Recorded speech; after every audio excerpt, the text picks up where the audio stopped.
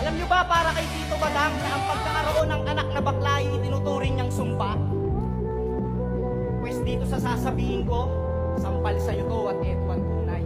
Yung mga hinuhusgahan mong bading ay mas successful pa sa'yo ang buhay.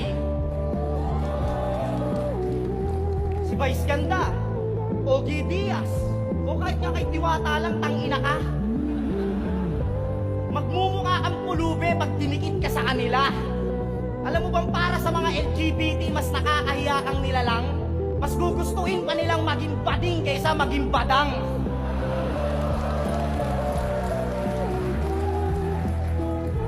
Bilang tatay, alam kong hindi biro magkaroon ng isang anak na may iba ang kasarian. Pero hindi ibig sabihin sa pamilya yun ay malaking kasiraan. Kung dumating ako sa ganong sitwasyon, ako hindi maiinis tang ina. Mas gugustuhin ko pang magkaroon ng anak na bading kaysa magkaripis na ama. Kasi sino nga bang nakakahiya?